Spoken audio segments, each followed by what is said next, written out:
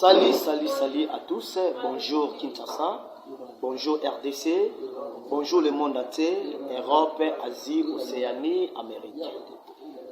Les lots Tozali, le grand maître spiritus hindou, le grand maître marabout, le grand maître marabout d'Afrique, du monde entier.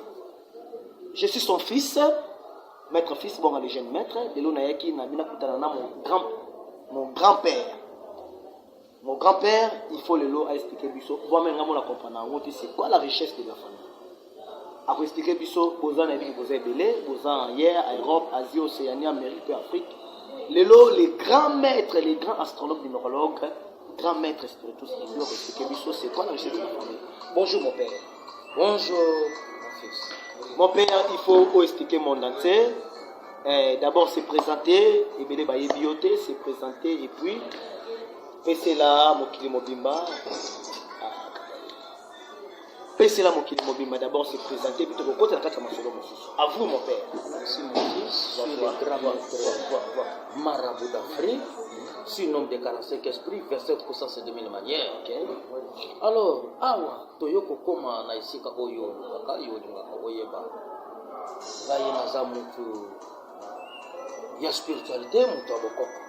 Makambo oyo okoki obenga nga ndoki okoki obenga nga satan de diable okoki kobenga nga voyant guérisseur na kontinent parce que eza do oyo déjà esalama na kati na nga okoki obenga nga pe prophète okoki obenga nga pe mosali na nzambe okoki obenga nga pe pasteur parce que nateyaka pe bato enseignement nyonso to nazosala apropos ya mambo oyo etali chance nde yango bazobengela nga makambo wana.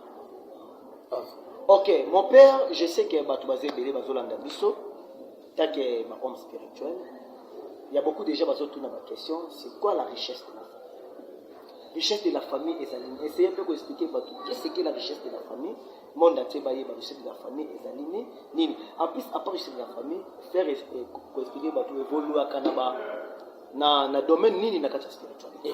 Donc nini autre taka et puis la richesse de la famille c'est quoi? À vous mon grand-père. Merci. Tu es journaliste aussi. Oui. La richesse de la famille, ezali eloko oyo, ezouta par les descendants des ancêtres. Bakoko na biso o bakenda na sa ya mabele. Bakoko na biso oyo babana mambo ndemba mo bato ba na richesse de la famille. Ezane na mutu musu azor kanisa keno, richesse de la famille ezandaku, richesse de la famille ezamutuka, richesse de la famille eza bana, richesse de la famille ezabongote. Richesse de la famille est babiloko. Oh, bakoko na biso bazalaki na yango. Et tant que nous sommes des Africains, c'est ça. Bakoko na biso tango baye, bayaki na babiloko wana. Bawonde bato bayaki, oui. Ezali eloko oyo ezosala po libota nyonso tu mobimba eyeba na kotambola na eloko wana ya bakoko. Donc pouvoir, c'est ça. Pouvoir. Neti biso ba africain. Tobandaki kolela na nzungu ya bakoko soki toke kuna tokobenda yango komona yango nzungu wana ya bakoko oyo esalami na mabele neti ndenge bashinois bazosalela biso sanya mbele ezouta na mabele nzungu meme mai na biso ya komela ebandaki kouta na liloko ya bakoko oyo tobengaki kalebasi, c'est ça. Donc yango tozalaki na nzungu na biso ya bakoko ya mabele oyo tobengi yango na lingala mbeki, c'est ça. Voilà. Alors, tout ça qui le sou na mususu oto bengi kalebas, tout ça na mususu ba bengi vert. Nous surtout ils ont salé manabilo ko yaboko na mabele. Mabele wana yango nde mundele ayo ko exploiter ebimisi vert, ebimisi sanyambele, ebimisi ba biloko bele wa. Mais biso par wana richesse de la famille e bandaki kopima na kati ya libumu ya mu. Ou bien na libumu ya nyama. Richesse de la famille, yango kusala po tindo na poto. Richesse de la famille, yango ezala yo mutu batinda na poto na lukumu. Ya poto ngana kene na poto, na kende ko exploiter, nenge mwana ya voisin exploiter ko teki lopango. Oteki lopango, otindi mwana na poto, même mwana wana de pia kene na poto, kanda poazo yango pasi. Pour aller kana sima, akende ko beta kayu esale makate. Yo moto oza na Belgique, oza na États-Unis, oza na Canada, oza na France, oza partout dans le monde. Nga na jo expliquer bino que non kolo richesse de la famille ngai nde nazokotinda bato na poto. Ok, mon père, je vois que non, vous avez expliqué vraiment c'est quoi la richesse de la famille. Yango wana eloko yango onga zolo. Lelo. Excusez-moi. Ngai nde mutu nazoko expliquer bango ngane mutu nazotinda mutu na poto. Batindi yo na poto, bateki lopango ya tata na po yo kende na poto na concurrence ya voisin. Voisin tinda mwana ne na poto lobi akomi tinda. Obese pe volume. Kota na esika wana ayeba ngai pe na yeba na kozo moi quelque chose. Ngai na tindio na poto depuis watino na poto okangama na ndaku 5 ans 10 ans 7 ans ostinda keloko moko te osala kali musala te kayu ezati ozanga mukanda te kayu ezati mukanda ezati okobima ndenge ni otambola ndenge ni mais ngai soki na sala eloko wana etanke biso toza na richesse de la famille oyo bakongo babengi nkodia en général nkodia wana eza pouvoir ekoki kozala ya boule wana ekoki osalema na mabele ekoki kozala câble moko boye balinga yango bazwa lisala soso bacha ekoki kozala bapoile ya nyama ekangama esala boule tule nyama ekoki kozala pe mbongo à l'époque ya mundele ayela biso mbongo ya mabende oyo balipita wana ya kala ekotoza na eloko wana omona eloko wana bafuna kangwa likaso babetaka yango milinga ya cigarette donc bor wana soki bapeso eloko wana yo bake eloko wana nde yango eza na makambo wana nyonso. Ok, je sais que vous êtes nombreux, vous allez évoluer, vous allez le grand maître spiritus hindou, l'homme de 25, de 45. Nombre de 45 esprits, 25%, c'est de mille manières. C'est reconnu dans les mots. Ok, mon père, les lots yebi ebele, dans quoi est la richesse de la famille. Il y a des gens qui disent que non, pour bénéficier de la richesse de la famille, il faut qu'on bombe. Il faut qu'on bombe bateau. Il faut qu'on fasse un sacrifice. Ils ont bénéficié, mais tu vas faire beaucoup de fois. Et c'est pas qu'on explique est-ce que la richesse de la famille. Et c'est toujours faux moutou à Koufa. Pour qu'on bénéficie, on veut comment? À vous, grand maître. Merci, mon fils. Batu surtout mususu bazolanda bazokasa mais richesse de la famille ya zolo belanko de wana mais la famille ne biso tozana ngo biso ba Kongo biso ba Luba biso bangala biso ba Yaka biso ba nani balondo biso tozana ngo mais oye biso batata mwasi soto banoko nde batikela biso mais liaka bato non ezande mutu akotisi yango ebanda kotangisa makela bakoma kobenga yango sacrifice lisa ime. Mais ore loko wana mona kama la sacrifice très bien loko wana tango euti na ba descendant otozo ko benga ba set ba pesa yango keno na lumière na maboko pembe o ba bengi yango o ba bengi nani cré ezala kana sacrifice dans la nature loko est-ce que ça na tâche jamais on comment na makambo biloko ezosa oui eza na tâche mon côté très bien alors ekobimisa makila ndengeni soki yo ozwi omizoki site soit ozwi loko moko ekotasi ndengeni c'est la pas même chose c'est ça eloko wana tozo kozwa yango soit na nyama babeti nyama masasi na zamba tungu akufi tango yo ozopasola nyama na kati ya nyama oke kozwa eloko bakoko na biso oyo akufa avato kufa azana liloba oyo atika po eloko wana bana kosala abi eloko oyo nakoki yo mutu na pesa ngo soki okanisi mibale misato okokende okolandanga eloko oyo koki komona makila te tango eloko oyo ekomi yo okotisa ngo na monde ya makila nde yango omoni eloko oyo ekomi kolia bato après 5 ans il faut yo renouveler après 5 ans il faut renouveler après 5 parce que yo kotisa ngo na monde ya sacrifice mais ali eloko sacrifice te donc eloko na nde yango ezosala po mutu poza.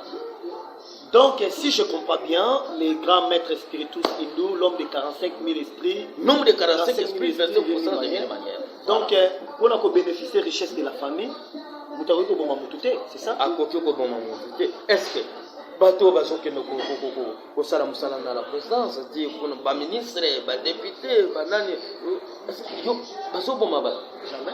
Ezali chance o bazoko kotisa ye tango azoko chance wana ndi ezosala keno po azala na kati ya famille. Faites attention tango bapeso eloko wana soki ozoko mikanga ozofunga mate ozofula te komanda ça veut dire quoi?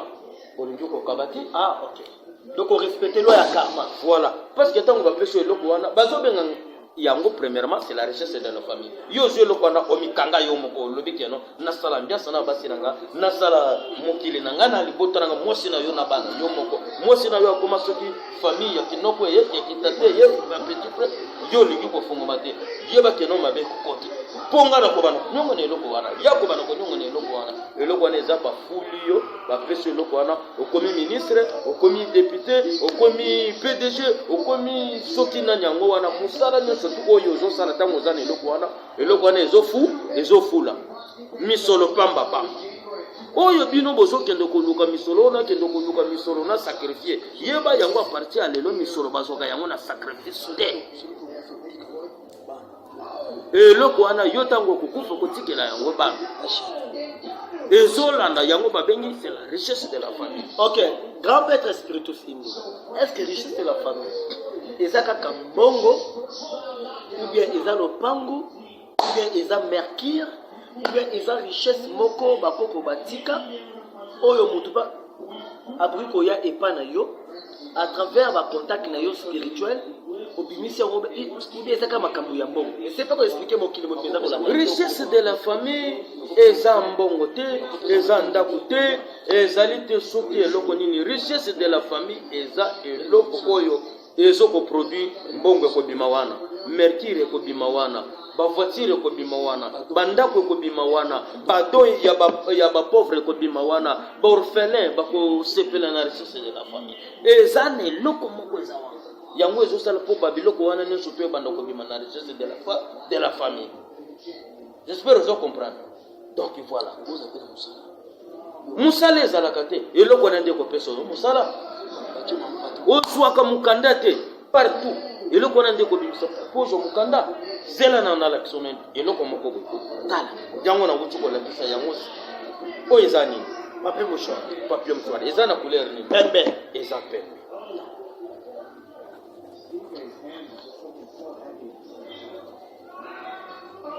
Suivez bien mes chers, suivez bien.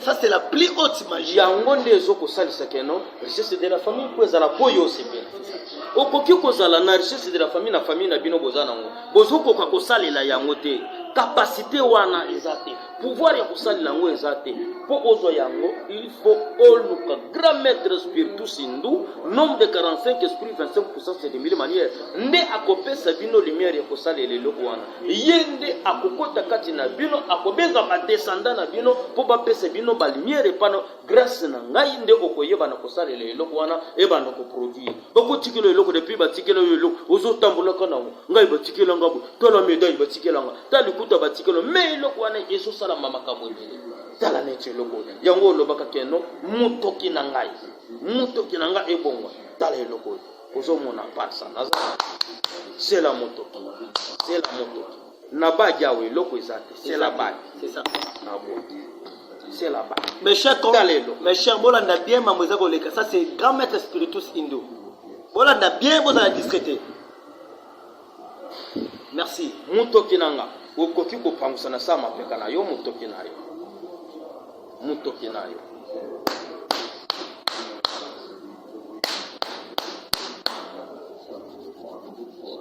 otafuni likasi ofuli soki omelaka mpe nini milinga obendi sikarete ofoli ekei